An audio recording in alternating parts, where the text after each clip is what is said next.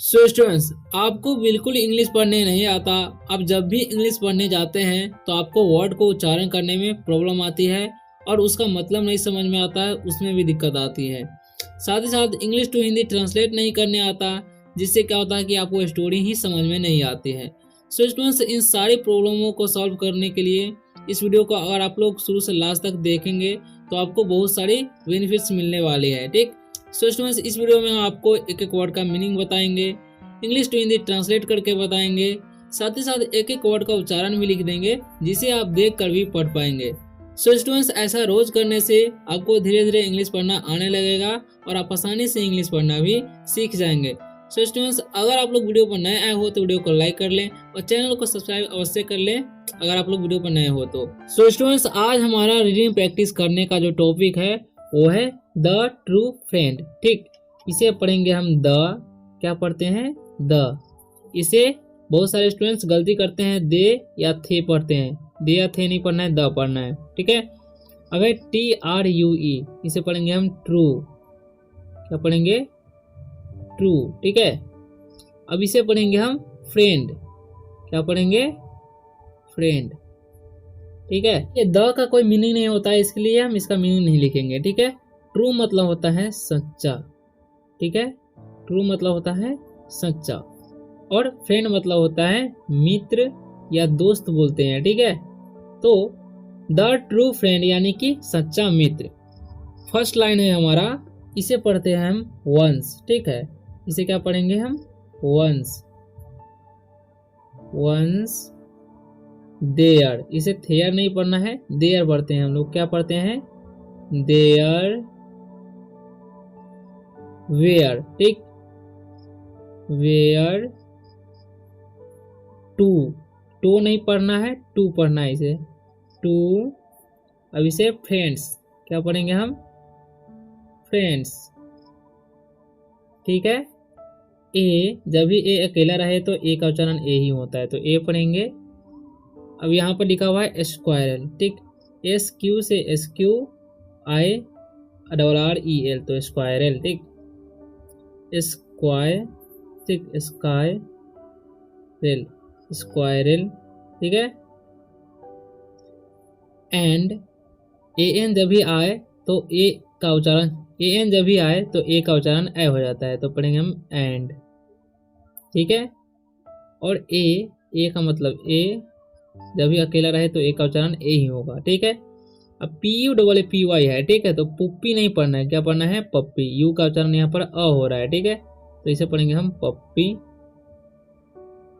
Okay, समझ गए? देखिए, वंस मतलब होता है एक बार। ठीक, या एक समय की बात है, ऐसा भी बोल सकते हैं। ठीक है, तो यहाँ पर हम एक बार ही बोलेंगे। ठीक, एक बार या एक समय की बात है। देयर मतलब होता है वहाँ। ठीक है, वेयर मतलब होगा थे या था। टू मतलब होता है दो। फ्रेंड्स मतलब होता है दोस्त या मित्र। ठीक है, ए मतलब होता है एक। इतना समझ में आया? अब स्क्वायरल मतलब होता है, क्या बोलते हैं उसको? गिलहरी। गिलहरी, स्क्वायरल मतलब गिलहरी। एंड मतलब और, ए मतलब एक, पपी मतलब कुत्ता का बच्चा। ठीक है, तो इतना समझ में आया? Once there were two friends, यानी कि एक बार की बात है, दो दोस्त थे। ठीक है, ए स्क्वायरल एंड ए पप्पी, यानी कि एक गिलहरी और एक कुत्ता का बच्चा। ठीक है, वीडियो अच्छा लग रहा है तो वीडियो को लाइक एंड सब्सक्राइब जरूर करें। अब इसे पढ़ेंगे हम दे यूज्ड। क्या पढ़ेंगे? यूज्ड। ठीक है, टू, टू नहीं पढ़ेंगे, टू पढ़ेंगे, क्योंकि आप लोग उच्चारण ओ का ओ ही समझ लेंगे। यहाँ पर ऊ हो रहा है। ठीक है, टू। यहाँ पर लिखा हुआ है लिव, इसे लाइव नहीं पढ़ना है, लिव पढ़ते हैं। ठीक है, एंड प्ले। ठीक है, जब भी AY लास्ट में आता है किसी वर्ड के तो उसका उच्चारण ए होता है और लंबा होता है। ठीक है, तो प्ले टुगेदर, इधर टुगेदर पढ़ेंगे, टुगेदर। ठीक है। TO से टू पढ़ेंगे और GETHER से गेदर, टुगेदर। ओके। अब देखिए, दे मतलब होता है वे लोग, यूज मतलब होता है उपयोग, ठीक है। टू लिव मतलब रहने के लिए, लिव मतलब रहने होता है, रहना, ठीक है, रहने के लिए बोल सकते हैं। एंड मतलब होता है और, प्ले मतलब होता है खेलना, ठीक है। टुगेदर मतलब एक साथ, ठीक है। They used to live and play together, यानी कि वे एक साथ रहते और खेलते थे, ठीक है। द स्क्वायरल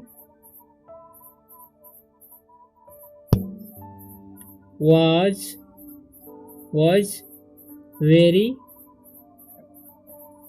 स्पॉटी, ठीक है, स्पॉटी पढ़ेंगे। SP से स्पॉ, ओ का उच्चारण यहाँ पर ओ ही हो रहा है, स्पॉटी। एंड ऑलवेज, ऑलवेज, ठीक है। ऑल पढ़ेंगे, AL से ऑल, WAY से वे, IS का ज, ऑलवेज। वोन, वोन पढ़ेंगे। द गेम, ठीक है, GAME, यानी कि जब भी, अब देखिए यहाँ पर जब भी सेकेंड में ए हो और लास्ट में ई है तो इसका उच्चारण ए का ए हो जाता है, तो गेम पढ़ेंगे, ठीक है। तो ये बात ध्यान में रखनी है आपको। अब द का कोई मीनिंग नहीं होता है तो द ही पढ़ेंगे, ठीक है। स्क्वायरल मतलब होता है गिलहरी। वाज मतलब होता है था। वेरी मतलब बहुत। स्पॉटी मतलब होता है, स्पॉटी मतलब होता है जहीरदार, यानी कि ज्यादा, यानी कि ज्यादा खेलने वाली, ठीक है। एंड मतलब और, ऑलवेज मतलब हमेशा, ऑलवेज मतलब हमेशा होता है, ठीक है। वन मतलब होता है जीता। द का कोई मीनिंग नहीं होगा। गेम मतलब होता है खेल। समझ में आया? तो यहाँ पर लिखा हुआ है the squirrel was very sporty, यानी कि गिलहरी जो थी बहुत ही जहीरदार थी, ठीक, यानी ज्यादा खेलने वाली थी, ठीक। एंड और ऑलवेज वोन द गेम, और वो हमेशा गेम यानी कि खेल जीतती थी, ठीक। अब है द पप्पी, ठीक है, यूज्ड टू फील बैड, ठीक है। तो जब भी 3 लेटर का वर्ड हो और बीच में ए आए तो ए का उच्चारण ए हो जाता है, तो इसे पढ़ेंगे हम बैड, ठीक है। एंड थॉट, क्या पढ़ेंगे हम इसे? थॉट पढ़ेंगे, ठीक है, इसे डॉट नहीं पढ़ना है। That it was of no use, ठीक है। अब इसका मतलब निकालेंगे हम। द का कोई मीनिंग नहीं होता है। पॉपी मतलब कुत्ता का बच्चा। यूज मतलब होता है उपयोग। फील मतलब होता है महसूस। बैड मतलब होता है बुरा। एंड मतलब और। थॉट मतलब सोचा, क्योंकि थिंक मतलब सोचना होता है, ठीक है। दैट मतलब होता है वह या की भी होता है। इट मतलब यह। वॉज मतलब था। ऑफ मतलब का। नो मतलब नहीं। यूज मतलब उपयोग,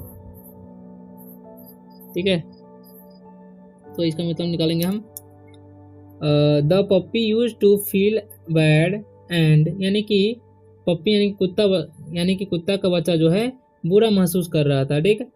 एंड और थॉट दैट इट वाज, यानी कि वह सोचा कि वह बेकार है, ठीक है। द स्क्वायरल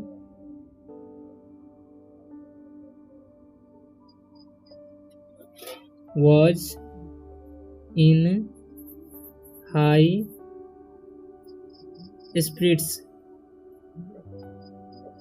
ठीक है। ही, अब देखिए द का कोई मीनिंग नहीं होगा, स्क्वायरल मतलब होता है गिलहरी, वॉज मतलब था, इन मतलब में, हाई मतलब ऊंचा, स्पिरिट्स मतलब होता है, यानी कि इसका मतलब होगा गिलहरी जो थी ऊंचे भाव की थी। ये स्टार्टेड, इसे पढ़ेंगे स्टार्टेड डूइंग, इसे डूइंग नहीं डूइंग पढ़ेंगे, क्या पढ़ेंगे डूइंग एंटिक्स, एंटिक्स, ठीक है एंटिक्स, यहाँ पर सी का उच्चारण क हो रहा है तो इसलिए एंटिक्स पढ़ेंगे, ठीक है। बट इसे बुट नहीं पढ़ेंगे, बट पढ़ेंगे, यू का उच्चारण अ होता है, ठीक है, यहाँ पर अ हो रहा है और यहाँ पर भी यू का उच्चारण अ ही हो रहा है, सडनली नहीं सडनली पढ़ेंगे, क्या पढ़ेंगे सडनली, सडनली, ठीक है। स्टार्टेड मतलब शुरू किया, डूइंग मतलब होता है कर रहा, क्योंकि आईएनजी तभी लगता है तो वर्ब का चौथा रूप यानी कि रहा ही रही है, ठीक है। एंटिक्स मतलब होगा, एंटिक्स मतलब होता है हरकत, ठीक है। बट मतलब लेकिन, अचानक, सडनली मतलब अचानक होता है, ठीक है। He started doing antics but suddenly, यानी कि उसने हरकत करना शुरू कर दिया लेकिन अचानक, लॉस्ट, ठीक है, lost his balance, balance and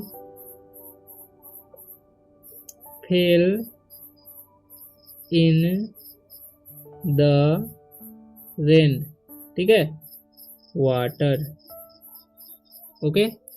तो लॉस्ट मतलब होता है खोना, हिज मतलब उसकी, बैलेंस मतलब होता है संतुलन, ठीक है, एंड मतलब और, फेल मतलब महसूस, फेल मतलब गिरना हुआ, सॉरी, ठीक है। और फेल है यानी कि वर्ब का दूसरा रूप है तो गिरा बोलेंगे, ठीक है। इन मतलब में, द का कोई मीनिंग नहीं तो रेन मतलब होता है वर्षा, ओके। वाटर मतलब होता है पानी, यानी कि उसने अपना संतुलन खोया और पानी में यानी कि वर्षा के पानी में गिर गया। ही कॉल्ड, ठीक है, कॉल्ड, ठीक है, इसे सैल्ड नहीं पढ़ना है या कैल्ड नहीं, कॉल्ड पढ़ना है, ठीक है। His friend the puppy for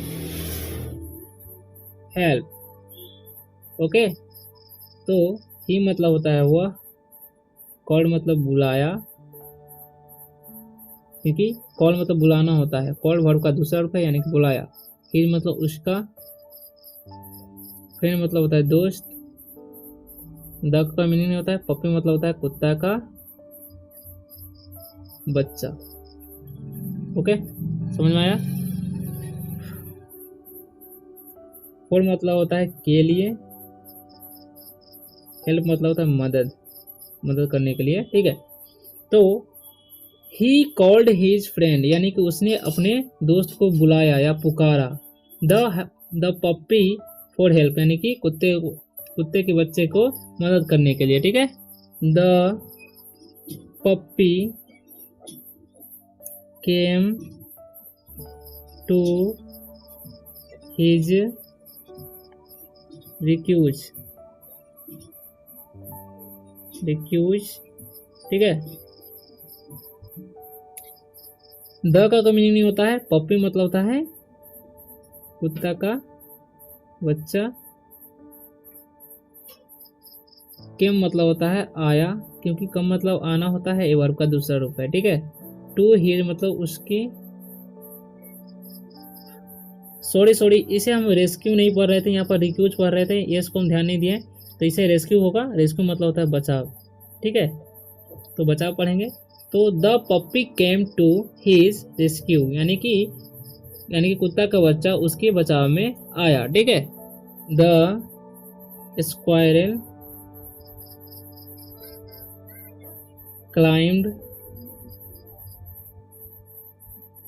climbed पढ़ेंगे, ठीक है। ऑन बैक एंड रीच्ड, ठीक है, a safe place. Okay, the का मीनिंग होता है स्क्वायर में, मतलब होता है गिलहरी। क्लाइम मतलब चढ़ा, क्योंकि क्लाइम मतलब चढ़ना होता है, क्लाइम्ड है यानी कि चढ़ा। ऑन मतलब पर, इट्स मतलब इसे, बैक मतलब पीछे या पीठ भी होता है, ठीक, तो पीठ यहाँ पर समझेंगे। एंड मतलब होता है और, रीच मतलब होता है पहुंचना, ए मतलब एक, सेफ मतलब होता है सुरक्षित,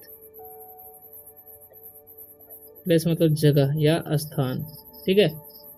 the squirrel climbed on it's back, यानी कि गिलहरी उसके पीठ पर चढ़ गया, ठीक। एंड और रिच्ड ए सेफ प्लेस, और यानी कि सुरक्षित स्थान पर पहुंच गया, ठीक है।